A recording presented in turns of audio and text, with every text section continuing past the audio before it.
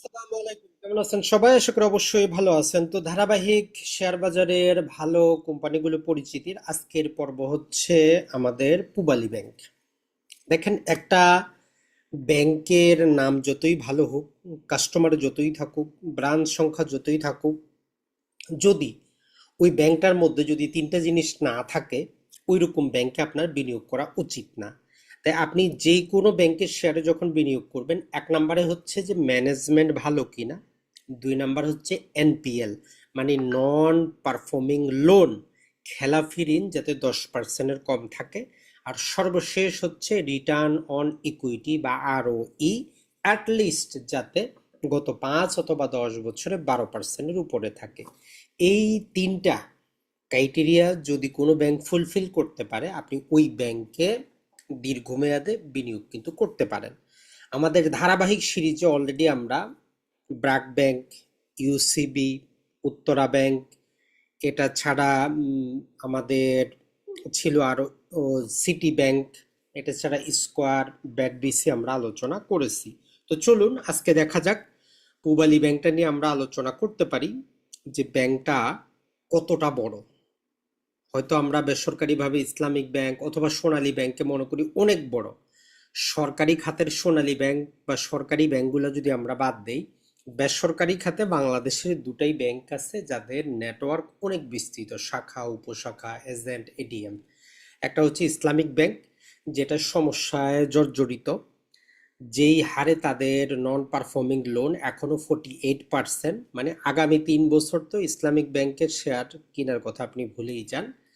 আর আরেকটা বিস্তৃত বড় নেটওয়ার্কের ব্যাংক হচ্ছে আমাদের এই পূবালী ব্যাংক। তো চলুন দেখা যাক তাদের আনুষঙ্গিক বিষয়গুলা। আর আমাদের ভিডিওটার মূল উদ্দেশ্যটা হচ্ছে ওই শেয়ার সম্পর্কে, ব্যাংকটা সম্পর্কে আপনাদেরকে কিছুটা হইলেও অবগত করা। আর শেয়ার ক্রয় করার কিছু প্রসেস আছে, ওই প্রসেস অনুসরণ করে আপনারা শেয়ার ক্রয় করবেন। ভিডিওটা দেখেই শেয়ার ক্রয় করার কিন্তু কোনো দরকার নাই, কারণ আপনি শুধু বুঝতে পারলেন, এটা জানতে পারলেন। আরো ভালো কোয়ালিটির কিছু ব্যাংক পাবেন, তো সবগুলোকে আপনি মিলিয়ে তখন নিজের মতো করে নিজের একটা প্লে লিস্ট বানাবেন, 4টা বা 5টা ব্যাংকে বিনিয়োগ করবেন। প্রতিটা ব্যাংকে তো আপনার বিনিয়োগ করার দরকার নাই। তাহলে দুর্বল অবস্থা থেকে পূবালী ব্যাংক যেভাবে একটা শীর্ষ পর্যায়ে আসলো, তো বর্তমানে এদের সারা বাংলাদেশে 508টার মতো ব্রাঞ্চ আছে, শাখাই আছে। দেখেন, ব্যাংকের শাখা বেশি থাকলে লাভ যেমন আছে, ঝুঁকিও আছে।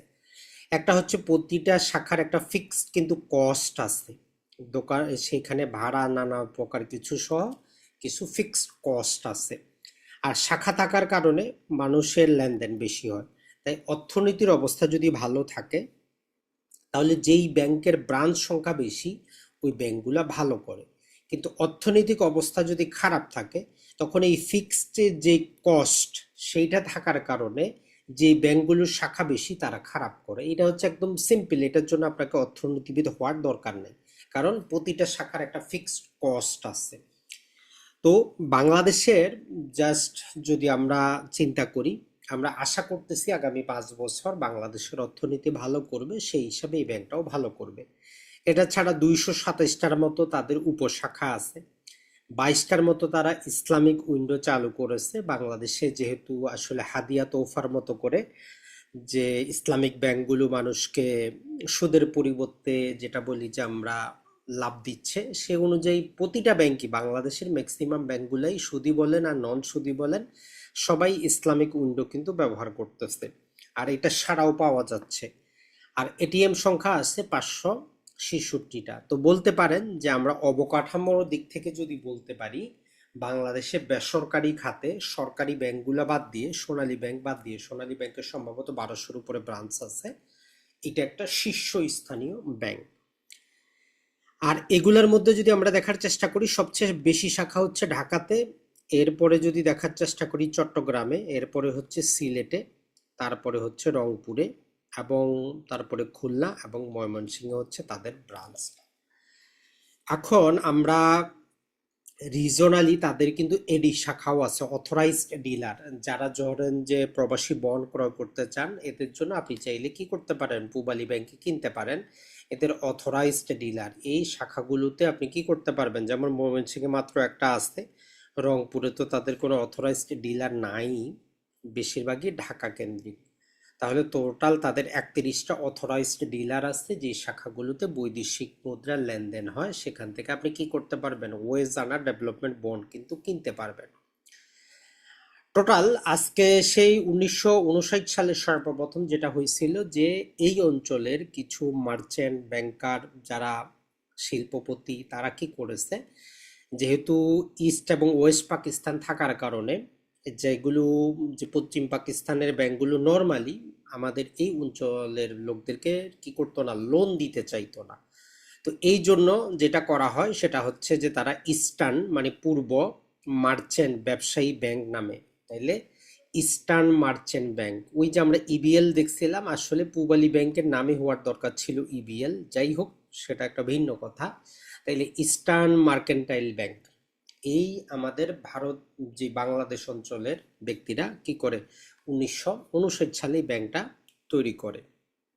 এর পরবর্তীতে যখন আমাদের এই যে ইস্টার্ন মার্কেন্টাইল ব্যাংক হইল 1972 সালে স্বাধীনতা লাভের পর সরকার যত ব্যাংক ছিল সবগুলোকে ন্যাশনালাইজ কিন্তু করে ফেলে। এখন এই সরকারি থাকাকালীন 1972 থেকে 1983 পর্যন্ত এই কয়েক বছরে ব্যাংকের খেলাপি ঋণের পরিমাণ 54%-এ দাঁড়ায়। তার মানে খেলাপি ঋণ যে শুধু এখন হচ্ছে সেটা না, সেই আমলেও ছিল যে খেলাপি ঋণের পরিমাণ 54%-এ পৌঁছায়। তো সরকার তখন যেটা দেখলো যে আসলে এইভাবে আর ব্যাংক চালানো সম্ভব না, তখন তারা মাত্র কি করে, এই যে 16 কোটি টাকার বিনিময়, মাত্র 16 কোটি টাকার বিনিময় ব্যাংকটাকে হস্তান্তর করে দেয় প্রাইভেট সেক্টরে, বেসরকারি খাতে। বেসরকারি খাতে দেওয়ার পরেও 2005 সাল পর্যন্ত এই ব্যাংকটা সমস্যাগ্রস্ত ব্যাংকের তালিকায় ছিল। বাংলাদেশ ব্যাংকের একজন পর্যবেক্ষক ছিল এতটা বছর যাবৎ। 2007 সালে তত্ত্বাবধায়কের সময় কি করা হয়, ওই পর্যবেক্ষক তুলে নেওয়া হয়, ব্যাংকটা যেহেতু ভালো করে। তাহলে এখান থেকে আমরা একটা সাধারণ শিক্ষা পাই যে একটা দুর্বল ব্যাংকেও যদি পর্যাপ্ত সুযোগ সুবিধা দেওয়া হয় আর ওই যারা ম্যানেজমেন্ট যদি ভালো থাকে, তাহলে একটা দুর্বল ব্যাংকও কি হইতে পারে, ধীরে ধীরে একটা ভালো ব্যাংক হইতে পারে। তবে এক্ষেত্রে অনেক বছর অপেক্ষা করতে হয়, প্রায় 20 বছরের উপরে, আমরা যদি বলি মোটামুটি প্রায় 26 বছর অপেক্ষা করতে হচ্ছে। তাহলে একটা এখন যে আমাদের 5টা ইসলামিক ব্যাংক একত্রিত হয়েছে, তো এইগুলা অতি সত্বর ভালো হবে না, ম্যানেজমেন্ট ভালো হইলেও সময় লাগবে। তাহলে এইটা হচ্ছে তার একটা প্রাথমিক ধারণা, কারণ অতীত ইতিহাস কিন্তু আপনার অবশ্যই জানতে হবে। আর ব্যাংকটার যে 2007-এর পর থেকে যে ম্যানেজমেন্টটা আছে এখন পর্যন্ত মোটামুটি আমরা বলতে পারি ভালো, তবে এদের বিরুদ্ধেও কিছু কিছু অভিযোগ আছে ফরেন এক্সচেঞ্জ নিয়ে নানা প্রকার ভাবে, তবে অতটা হিনিয়াস প্রকৃতির কিছুই না। তাহলে এটা 1984 সালে এটা শেয়ার বাজারে চলে আসে। আর বর্তমানে শাখার সংখ্যা তো আমরা বলেই দিলাম যে 508টা তারা বাড়িয়েছে, ইসলামিক উইন্ডোগুলাও আছে। এখন আসি ব্যাংকের প্রতিনিয়ত যেই স্বাস্থ্য প্যারামিটার, কারণ এগুলো ঠিক না থাকলে ব্যাংক আপনাকে কি করতে পারবে না, সময় মতো আপনাকে ডিভিডেন্ড দিতে পারবে না। আর আমরা শেয়ার বাজারে বিনিয়োগ করবো ডিভিডেন্ডের জন্য, যদি ডিভিডেন্ডই দিতে না পারে বিনিয়োগকারীদের আগ্রহ থাকবে না, শেয়ারের দামটাও কিন্তু বাড়বে না। তাইলে এই ব্যাংকটার যেটা সিআরআর আছে, তো ব্যাংকিং সেক্টরে সিআরআর জেনে নেবেন আপনি। আমি যে 100 টাকা ব্যাংকে জমা করি, তখন বাংলাদেশ ব্যাংকের কারেন্ট অ্যাকাউন্টে তারা 4%, মানে এখন পর্যন্ত নিয়ম 4 টাকা তাদেরকে পৌঁছায় দিতে হয়। এরপরে এসএলআর হিসাবে তাদেরকে ট্রেজারি বন্ডগুলো ক্রয় করতে রাখতে হয় 13 টাকা। তার মানে 100 টাকার মধ্যে 17 টাকা ব্যাংকগুলো কি করতে পারে না, কোনোভাবেই বিনিয়োগ করতে পারে না। পাশাপাশি ব্যাংকের নিজস্ব ইকুইটি থাকে, এটা ছাড়া তারা সাবঅর্ডিনেট যে বন্ড ইস্যু করে টাকা উঠায়। তাহলে গ্রাহকের টাকা, ব্যাংকের নিজস্ব ইকুইটি আর বন্ড ইস্যু করে, এই তিনটে সমন্বয়ে ব্যাংকের কি হয়, ব্যাংকের যদি আমরা বলি একটা ডিপোজিট জমা হয় যেগুলো তারা বিনিয়োগ করে। এরপরে যদি আমরা দেখার চেষ্টা করি এডিআর, যে ডিপোজিটের টাকা, ব্যাংকের নিজস্ব ইকুইটি, পাশাপাশি সাবঅর্ডিনেট বন্ড ইস্যু করে যে টাকা উত্তোলন করে, এই টাকা যদি 100 টাকা হয় সেখান থেকে ম্যাক্সিমাম 87 টাকা পর্যন্তই লোন দিতে পারে। এর বেশি লোন দিলে ওইটা সমস্যাগ্রস্ত ব্যাংকে পরিণত হয়। এটা ছাড়া যদি মন্দ ঋণের বিপরীতে তাদের যে provision CAR, capital Eduquity ratio, এটা 12.5% থাকার বাধ্যবাধকতা আছে, তাদের 13%-এর উপরেই থাকে, এটা একটা ভালো দিক।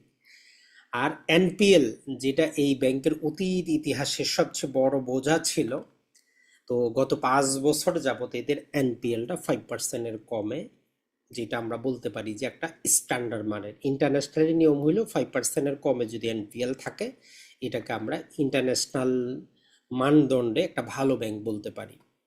আর প্রকৃত অর্থে রিটার্ন অন ইকুইটি যেটা অন অ্যাভারেজে 12%-এর উপরে। তো সঞ্চয়পত্রে আমরা 12% পাই, 12%-এর উপরে ব্যাংক ইনকাম করতেছে, আমরা বলতে পারি ভালো।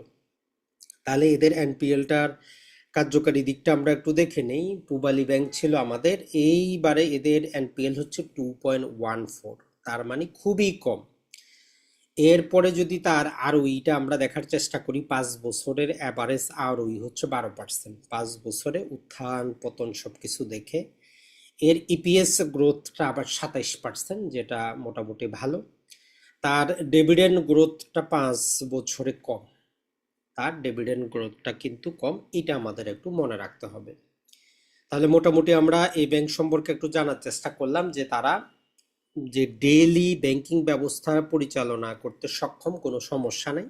এনপিএলটা তারা নিয়মিত রাখতে পেরেছে, তাদের আরওইটা মোটামুটি আমাদের জন্য অ্যাভারেজ মানে। তো সেই হিসাবে এটাকে আমরা বলবো না যে টপ কোয়ালিটির, যেমন আমরা ইবিএল বলেছি, ব্র্যাক বলেছি, ওই কোয়ালিটির মানের ব্যাংক কিন্তু না। কিন্তু বিস্তৃত অঞ্চলে শাখা প্রশাখা, ম্যানেজমেন্ট ভালো, পুরাতন অভিজ্ঞতা, এই সমস্ত কিছু হিসাবে আমরা একটা অ্যাভারেজ মানের ব্যাংক বলতে পারি। এরপরে যদি আমরা এদের গত 10 বছরের যদি রিটার্ন অন ইকুইটিটা দেখার চেষ্টা করি, দেখবেন যে আমরা এরা যেটা করেছে গত 10 বছরে, 2024-এ ছিল তাদের 16%, 23-এ ছিল 16, 22-এ ছিল 15, 21-এ ছিল 15, 20-এ ছিল 15, 19-এ ছিল তার 16, 18-তে ছিল তার 13, 17-তে ছিল 11, 16-তে ছিল 13। এইটা ছাড়া তার রিটার্ন অন অ্যাসেট যেটা আছে মোটামুটি 1-এর উপরে আছে, তার মানে একটা ভালো ব্যাংক আমরা বলতে পারি।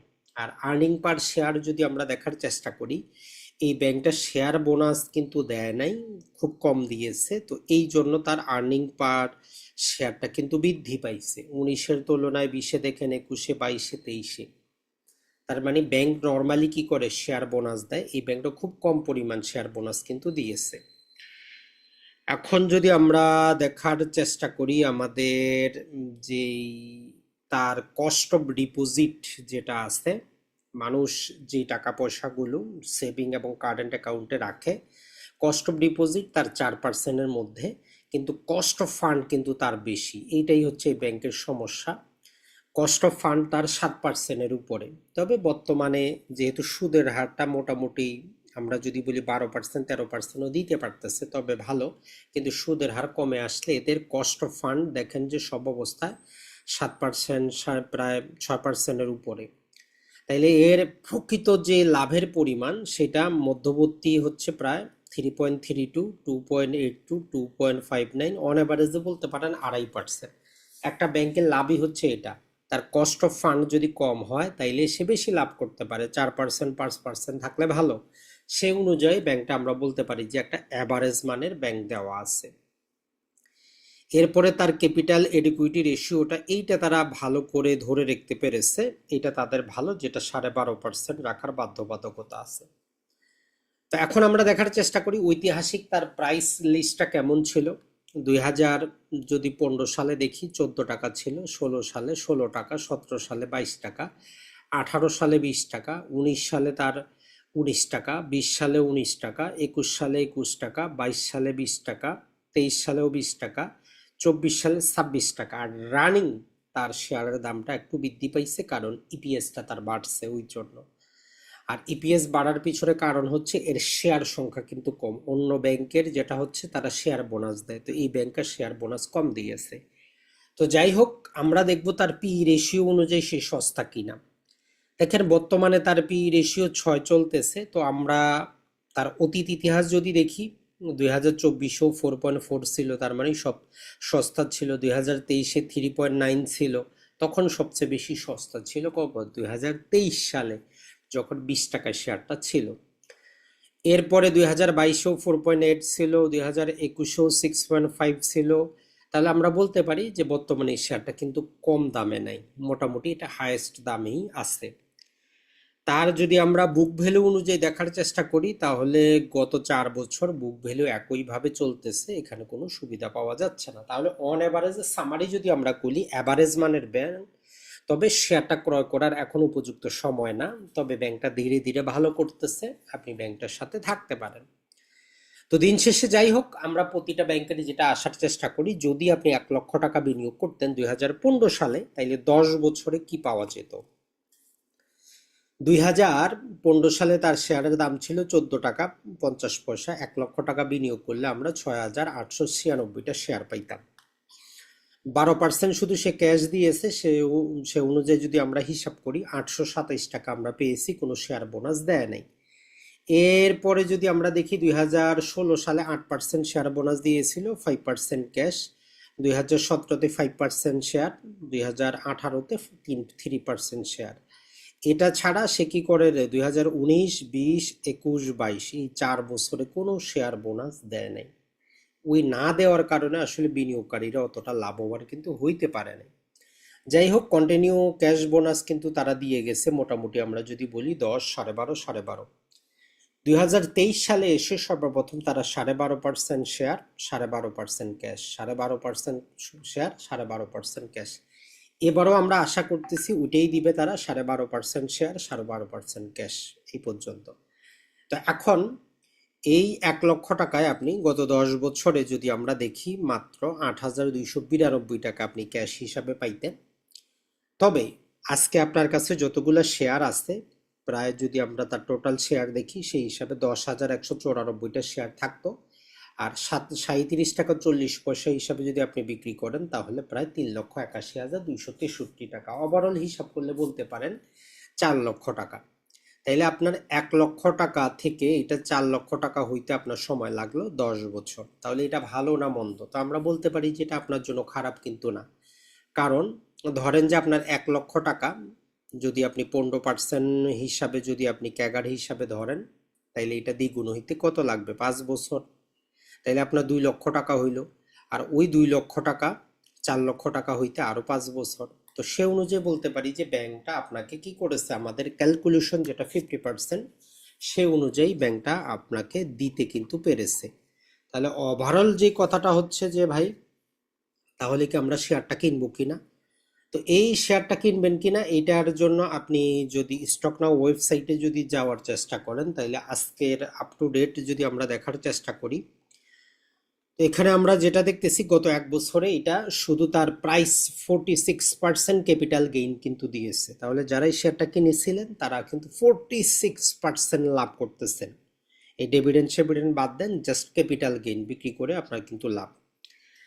এরপরে যদি আমরা দেখার চেষ্টা করি, তার ইপিএসটা 9.33 আছে, যেটা সবচেয়ে বেশি। কারণ আমরা বললাম এই কিন্তু গত কয়েক বছর যাবৎ শেয়ার বোনাস দেয় নাই, ওই জন্য ইপিএসটা বাড়ছে। গত বছরে তারা 12.5% শেয়ার, 12.5% ক্যাশ কিন্তু দিয়েছিল। তার রেকর্ড ডেটটা গত বছর ছিল 22শে মে 2025, এবারও ওইরকমই আসবে। শেয়ার হোল্ডিং প্যাটার্নে যদি আমরা দেখি, আসলে এখানে 30%-এর একটা বাধ্যবাধকতা আছে ডাইরেক্টরদের, এটা এখনো ফুলফিল কিন্তু হয় না, 28%ই আছে। তো আশা করা যায় যে অতি দ্রুতই এটাও ফুলফিল হয়ে যাবে। কারণ আমরা যতগুলো ব্যাংক দেখেছি, ওই ব্যাংকগুলোর মধ্যে যে আমরা যেটা বললাম ইবিএল বাদ দিয়ে আসলে বাকি সবগুলা ব্যাংকেরই মোটামুটি, সরি, ট্রাস্ট ব্যাংক বাদ দিয়ে বাকি অন্য কোনো ব্যাংকেরই কিন্তু আসলে 30-35%-এর বেশি কিন্তু নাই। তাহলে পাবলিকের কাছে এই ব্যাংকের বেশি পরিমাণ শেয়ার কিন্তু পড়ে আছে। তো আমরা যদি দেখার চেষ্টা যেটা করতেছিলাম সেটা হচ্ছে যে এইটার মধ্যে আপনি দীর্ঘমেয়াদে বিনিয়োগ করবেন কিনা। কথাটা হচ্ছে যে বর্তমানে যে প্রাইসে আছে, যেহেতু ডিভিডেন্ডও দিবে, তবে আমরা আশা করব যে আপনি টাকাটা এখন কি করেন, হোল্ডে রাখেন, 1-2 মাস অপেক্ষা করতে থাকেন। এখন এই সমস্ত শেয়ার যেহেতু এটা 47% পর্যন্ত লাভ দিয়েছে, আপাতত না বিনিয়োগ করাই ভালো। আপনি ডিভিডেন্ড দেওয়ার পরে মোটামুটি মে অথবা জুন মাসে, যখন মোটামুটি প্রতিটা ব্যাংকের শেয়ারের দামটা কিছুটা নিম্নমুখী থাকবে, তখন আপনি এন্ট্রি নেওয়ার আপনার জন্য সুযোগ। আমাদের ভিডিওগুলোর মেইন উদ্দেশ্যটা হচ্ছে যাতে আপনি ব্যাংক সম্পর্কে জানতে পারেন, ব্যাংকিং সেক্টর সম্পর্কে জানতে পারেন, কোম্পানি সম্পর্কে জানতে পারেন। একটা জিনিস মনে রাখবেন, আপনি যদি দীর্ঘমেয়াদী বিনিয়োগ করতে চান তাহলে কোম্পানিটা সম্পর্কে জেনে বিনিয়োগ করবেন, আর এইটা মনে করবেন যে যেই টাকাটা বিনিয়োগ করতেছেন এইটা আগামী 3 4 5 বছরে আপনার দরকার নেই, আপনার ফ্যামিলি খরচ চলবে, আপনার 1 বছরের জরুরি ফান্ড আছে, তাহলে আপনার জন্য শান্তিপূর্ণভাবে শেয়ার বাজার হচ্ছে একটা স্মার্ট ব্যবসা, যেটা আপনি যতদিন জীবিত আছেন করতে পারবেন, বাসায় বসে করতে পারবেন, কোনো সমস্যা নাই। আর শেয়ার বাজারের মাধ্যমেই আসলে কি সম্ভব, আমাদের আর্থিক স্বাধীনতা কিন্তু সম্ভব।